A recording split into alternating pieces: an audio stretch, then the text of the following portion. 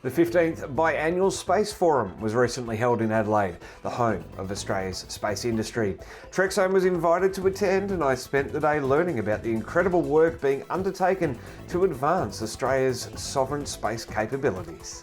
This is Trekzone's Talkin' Science. The Australian Space Forum, presented by the Dr. Andy Thomas Space Foundation, aims to provide opportunities to stimulate ideas, share information about emerging technologies, and network with influential space sector leaders and the broader community. The 15th Australian Space Forum, held in Adelaide on May 9, highlighted two key themes: space cooperation in the Asia-Pacific region with significant representation from the Japanese Space Agency, and an update on Australia's space capabilities. It was supported by the Australian Space Agency, the South Australian Space Industry Centre and Smartsat CRC. The Australian space industry is going from strength to strength, and the 15th biannual forum itself is a huge success. We've just reached our target of 1,000 delegates again this forum, and we've made the big announcement that every second forum will be in another city, and we're already committed to Sydney on the 6th of December.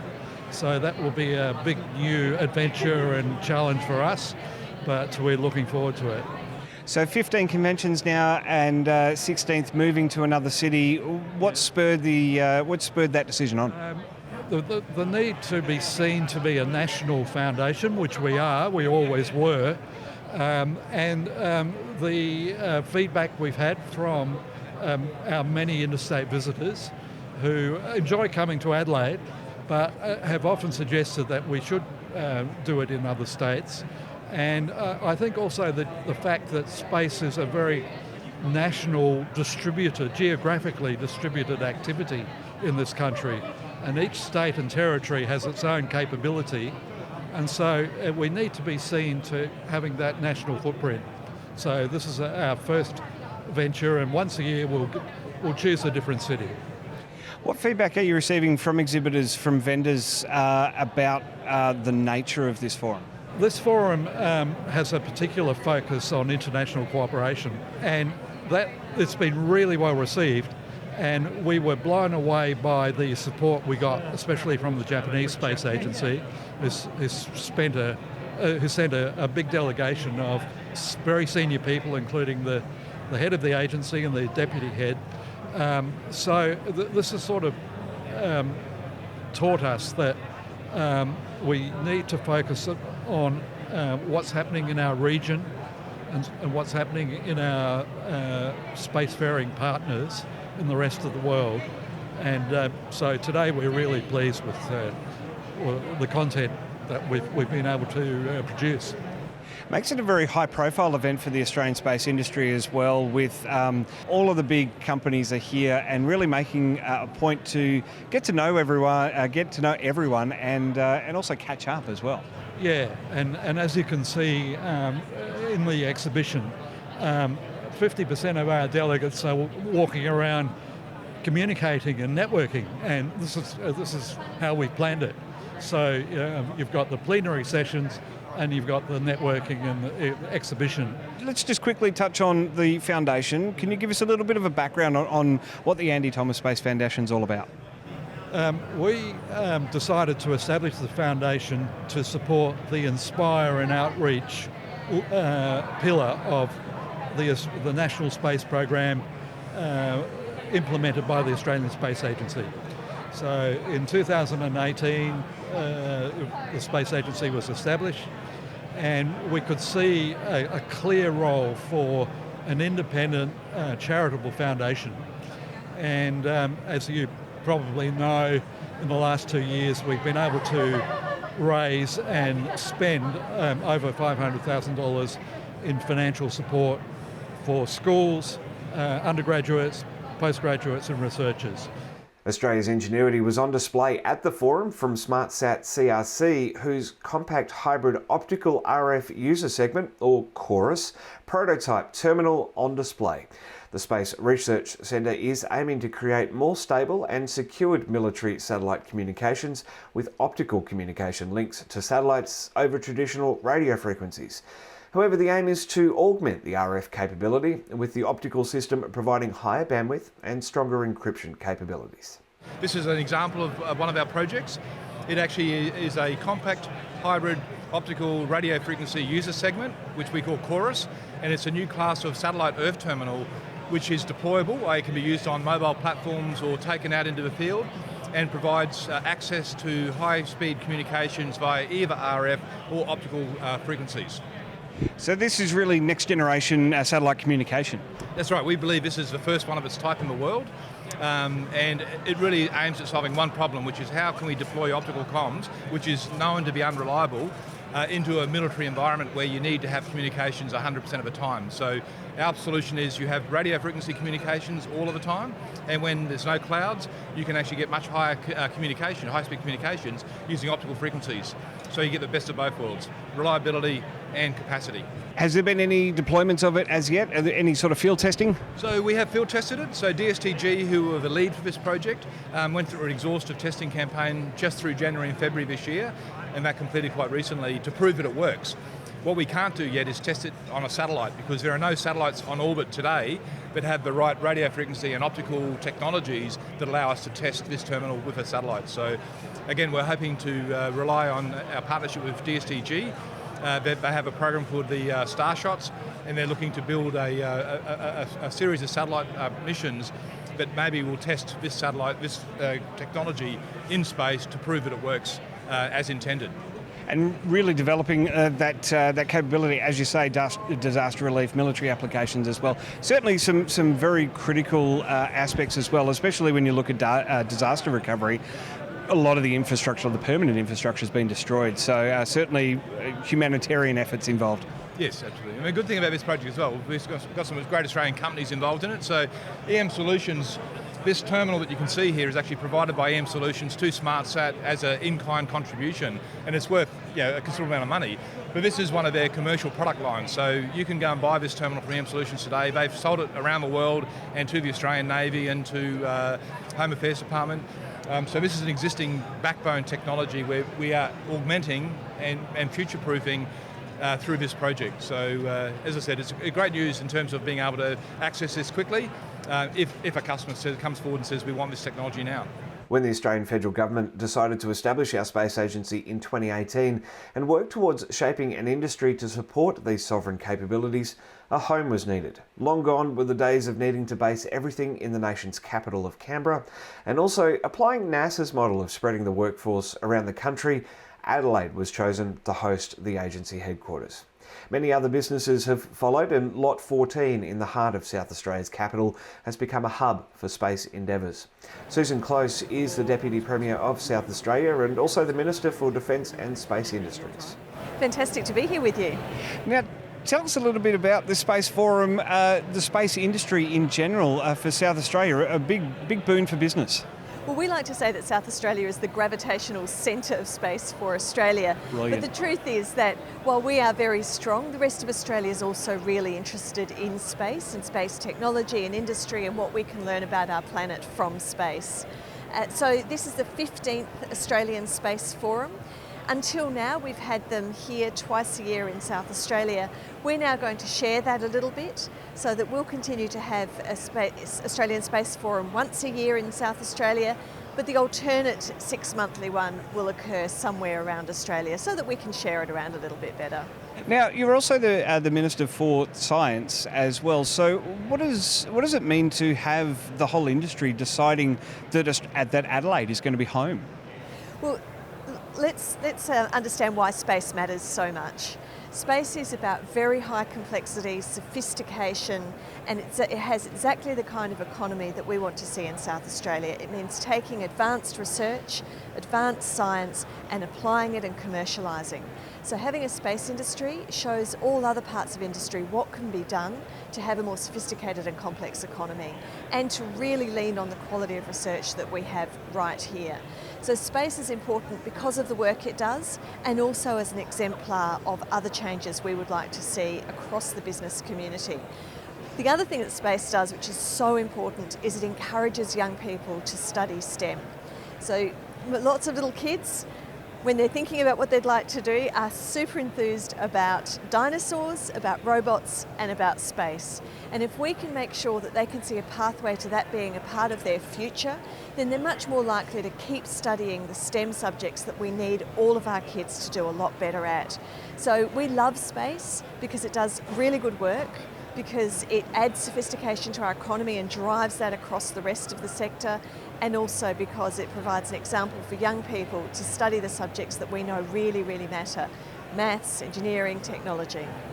Absolutely, and Southern Launch are a big contributor to South Australian space. They've got their launch facilities in Kaniba and Whalers Way. What does that mean to you as a representative of the South Australian Government to have such a significant investment in the launch capabilities? So what's fantastic about the space industry across Australia, but also specifically in South Australia, is that we are becoming quite strong at all of the stages across the ecosystem. So not only are we able to make the satellites, not only are we able to make the technology that sits within satellites and to pose the questions that need to be resolved by being in space, not only do we have really sophisticated research going on for plants in space, for example, for our contribution to how we'll do a mission to the moon, but also we have this capability that's emerging on launch. And of course we've had Woomera for a really long time, which is very sophisticated and the kind of place where you want to go if you want to get your rockets launched. But also now what we're seeing is this smaller companies setting up, wanting to be able to do launch as well. They've done some launches at Kuniba. I was there a little while ago at the Aboriginal community. Seems to be very well received in that community. Lots of people came, and of course, being space, it didn't work the first time, which meant everyone just stayed a little bit longer, which was, as I understand it, very welcome from the locals. So look, we hope the Southern Launch is successful, but we hope that all the elements of that ecosystem are successful, because that's how you get a thriving space industry. And what's the South Australian Government doing to help these startup businesses really pursue the dreams of getting to space and supporting space? So we have a couple of agencies that are government agencies that work really hard on this. There's one at the South Australian level, which is the space effort for South Australian government to make sure that those companies feel welcome, that they understand what grants and other supports available to them. And then there's of course the Australian Space Agency based in South Australia. So both of those are really significant, but so too is the physical place of Lot 14. Having Lot 14 in South Australia is an innovation space, a startup place, and a place in particular where space companies are able to set up and connect with others. We're in the process of developing Space Park, where some of the largest companies that need a bit more space around them, are going to be able to house themselves so that they can have, again, another centre where they're working with like-minded people, and you get that synergy which makes the sector so successful, particularly early on. That'd be great for a business like Southern Launch that is moving into Lot 14, but also has to keep their headquarters out at Hindmarsh because of that space that they need. So this is that's where Space Park will really come into its own. That's the plan, exactly. And Fleet Technology, of course, which is an amazing company that started off really small and just keeps growing and growing and growing in how much money they're spending, how much money they're making, but also physically growing. They need a lot of space, and so they're really interested in being able to expand as well. Fantastic. Deputy Premier, I really appreciate your time. Thank you. Well, it's not just South Australia getting a piece of the space industry pie. We've highlighted companies around the country who are innovating and pioneering the way forward, from Gilmore Space to Hypersonics, Sabre Astronautics and Fleet Space as well. A Queensland company started by two university colleagues is also tackling a very important mobility problem for satellites, which recently flew on a Falcon rocket to orbit. Valiant Space is engineering propulsion solutions designed to save their clients money in the long term by leveraging a simplified design, rapid manufacturing methods and low-cost propellants to keep satellites in their optimal orbit. Valiant Space is an in-space propulsion company, so we build non-toxic chemical thrusters and propulsion systems for small satellites to get them from A to B once they're in space. So that sort of in-space mobility is really what we're all about. We started in 2020 out of a team of us that met at university, and through that we built out quite a deal of capability in propulsion development. and that culminated with our first engine tests back in sort of March 2020, and eventually sort of moved into the in-space thruster realm. So that's where we've since now gone into building the VS1 thruster, which is a 20 Newton in-space thruster to help move satellites around the sort of 50 to 100 kilo plus satellite range. Now, I saw an interview recently you did with the ABC talking about the analogy here with the rocket. It's not designed to get a satellite into orbit, it's designed to move it around and keep it in orbit. Yeah, that's right. So we don't provide the launches to space. So we do the in-space part. So you can think of that as catching a 737 from Brisbane to Sydney. We provide the service which gets you from the airport to your hotel. So that last mile transportation is a really key part of most, if not all, satellite missions in the current day and age, and that's really driven by the fact that people are being deposited off in very standard orbits because of low cost to launch. Like SpaceX obviously has really pioneered that with their rideshare missions, but then that means that satellite companies are wanting to get to that optimal orbit, which might not be exactly where they've been left off. So that final transportation solution is really what we specialize in. It's what we provide our customers, and they really love the fact that these thrusters that we're building are high thrust chemical thrusters, which means that you can get to that destination in a matter of minutes as opposed to months compared to other products on the market. As the space industry is kind of moving towards this Artemis generation, moving to the moon and to Mars as well, can this technology be adapted for for missions around those bodies as well? Yeah, definitely. So we definitely see ourselves as playing an important part for humanity's exploration out into deep space. Our thrusters are critical technologies that any space mission that is looking to go beyond low Earth orbit requires, and that's driven by the fact that when you're trying to get to the moon or to Mars, you're wanting to get there in a time-effective manner, and that's because you've got radiation that you're having to deal with, and the Van Allen belts around the Earth, which cause a lot of problems for avionics systems and also for people. So getting to that destination quickly and efficiently is really important. That's why we've focused on chemical propulsion, because we're really wanting to see ourselves get into that deep space market as well. Very, very exciting stuff. In the keynote with Enrico Palermo this morning, he mentioned that their researchers found that a lot of Australia doesn't know that we have a space agency, and I guess that sort of extends to the space industry as a whole as well. You guys as a startup, you've been working through the pandemic, and now, you're flying now as well. You've had that demonstration with SpaceX. So how are you finding that with getting materials and building your technology?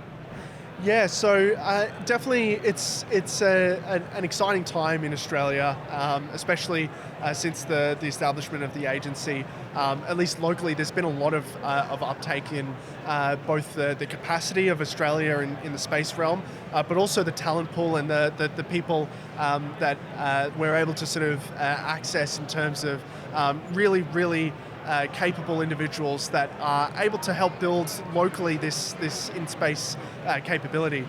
And so we found that the biggest sort of hurdles and challenges, obviously working throughout COVID, have still sort of been what most businesses have had to deal with, so in terms of supply chains and delays in that regard. But I'd definitely say that the sort of perspective shift on a lot of industries and a lot of the supply chain resilience sort of mentality that COVID had inspired has really actually benefited the space industry locally. It's definitely meant that we've selected all Australian providers for all of our subcomponents and other elements that make up our products. And I think that's a really important thing to help grow the industry and allow us to become a competitor on the global stage as well. And no visit to South Australia would be complete without catching up with our good friends at Southern Launch. As their workload grows, we've been getting to know more of the team who are helping to shape the Whalers Way and Caniba launch sites as important destinations for companies looking at launching into polar and sub-orbit. Couple that with finalists in the Australian Space Awards benefiting from a recent grant to the Caniba Aboriginal Corporation and a memorandum of understanding with Spaceforge, they're going from strength to strength. I mean, I've only been with the company for about 2 or so years. And when I started, there was probably only around 20, 25 of us. But now we're quickly scaling up, close to 40 and growing. Lots of contracts and future customers are very interested in our services. So it's a very, very good time to be at Southern Launch, yes. And you're a launch engineer, so what does that entail? Yeah, so my role is a launch engineer. I actually wear a few hats at Southern Launch. When we're not launching rockets, my time is spent in the office working on the flight safety team. So my role is essentially working to create all the permitting and application documentation and completing the analyses that's required to actually gain approvals from the Australian Space Agency. So when we think of launching a rocket, there's quite a lot that is involved in getting the permits over the line. We need to make sure that the rocket is very safe to launch, isn't going to impose any harm to the general public. So in order to be able to be crystal clear that any launch vehicle we send up into space doesn't do exactly that, we need to do thousands upon thousands of simulations of the worst case scenario. So I'm basically just a simulation engineer that needs to learn in high detail our customers or our own launch vehicles, understand every detail of the vehicle so that I can model that vehicle up in our simulation software programs and predict its performance. And importantly, predict its performance if something goes bad. It was a big talking point down at Whalers Way, continues to be a talking point down at Whalers Way. Conservation groups a little concerned, are concerned at the launch pad down there. I guess that's in your purview to make sure that that's 100% safe and isn't going to do the things that they say that it's going to do. Yeah, absolutely, that's right. So although my main role is on the technical assessment of the launch vehicle itself, we do also have to consider our impact on the natural environment as well as any other commercial operations in the space. So yeah, absolutely, we understand that if we're launching a rocket, we need to understand what effect it will have when it takes off the launch pad, for example. Is it going to damage the surrounding environment? And if it would, we'd incorporate mitigation strategies. But we also work very heavily with the local services, such as the fire departments, and even sponsoring PhD studies on the environment in the area so they can research and understand the current effect that rocket launch vehicles would have on those particular species that are in the area. So yeah, it's a big responsibility to make sure that we're doing best by the environment as well as not disrupting other commercial operations in the area. It's things like airlines and sea traffic as well. What's next for you and Southern Launch? So we have a few very exciting upcoming launches over the next X amount of months or so. I won't say specifics, but we have a lot of work on the go in preparation for working towards those big goals. So for me, it's continuing to work on ensuring that all our launch safety assessments are done to the standard and get the approvals required by the space agency. But for me, I want to get more out on the range and actually launch these things into space, get a successful launch under our belt, and not just on a small scale rocket, but some pretty big, hefty designs that we've got upcoming. So extremely exciting. Looking forward to it, and it leads into perfectly my last question. We were talking before about annual leave, and I loved it was very diplomatic how you were saying that over the next X amount of months there are rockets coming. So book some leave in probably in the next couple of weeks. Well, we'll see, because yeah, there's a saying in the launch industry here that everything moves to the right or slips to the right, and so yeah, it's incredibly difficult. Not difficult. You book annual leave, but then when it gets to the point where your annual leave is coming up, there might be a launch happening, and then you think, oh, do I want to go on annual leave? I don't want to miss this. So yeah, it's just the things we have to do in the industry for now. But I'm happy to sacrifice enjoying my life outside of work for the time being until we get a successful launch out of our belts. Cannot wait for the next launch window from Southern Launch and indeed even Gilmore Space and Equatorial Launch Australia. It was my 4th attempt to make it to the forum. It certainly made the wait worthwhile. It was fantastic to meet so many contributors to Australia's space industry. The plenary discussions in the theatre too were a fascinating insight into the areas of focus for the Space Agency and other major contributors to the sector. Trekzone is a major champion of Australian space and science innovation, research and development, and it's great to see the fruits of so many people's labour finally paying off. A huge thanks to the Dr. Andy Thomas Space Foundation and their communication team for inviting us to Adelaide. My thanks to all of the people that spoke to me, especially the Deputy Premier, who not only juggles 4 portfolios, but was acting Premier during the conference. Don't forget to keep up on Trekzone's socials for more podcast highlights and subscribe to our Talk and Science podcast feed wherever you listen on Apple, Google, iHeartRadio and more.